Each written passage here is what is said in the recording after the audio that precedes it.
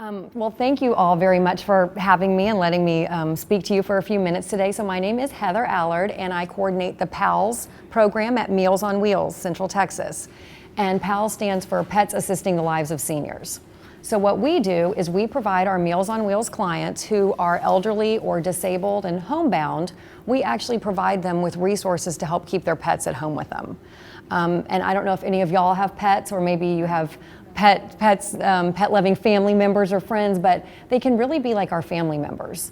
And for those of us who are homebound, they can actually be really our friends, our companions, and sometimes even the reason that folks get up in the morning and keep their routine.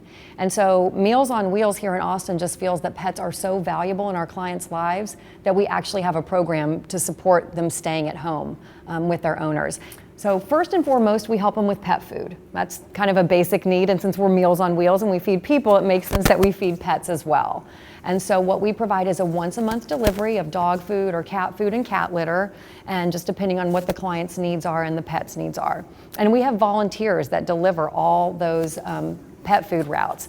I'm the only full-time staff member for PALS, and I have one person who helps me 15 hours a week, but everything else is volunteers. And so without our volunteers, we would not be able to reach all these folks that are so very much in need of these services. And the other big way that we help our clients is through veterinary care. If you have pets yourself, you know how expensive it is. I mean, just to get a basic checkup and shots, right? You could be spending $200 or $300. And these folks are really financially limited. Most of them are on a fixed income, and they can barely afford their own medical expenses, let alone those of their pets. And so we actually partner with private vets and Emancipet, which is a low-cost spay-neuter clinic in Austin. And so we provide annual shots, we provide nail trims, flea and heartworm prevention, and when something bigger is diagnosed, we actually raise funds to help with that as well. So we pay for a lot of dental procedures for older animals, believe it or not. That happens as for people and for pets.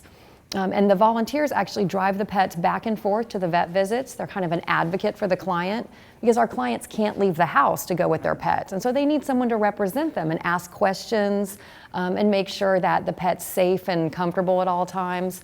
And so that's what the volunteers do for that. We also work with some community partners. We have a few different groomers who donate services for us, which is really nice.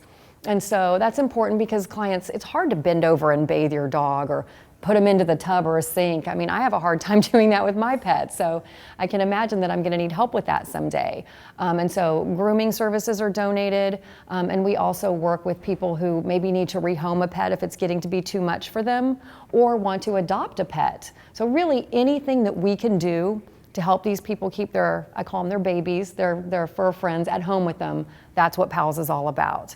And so any of the money that's raised from Snout by Snoutwest is going to go to pay for pet food and veterinary expenses. It all goes straight to the program.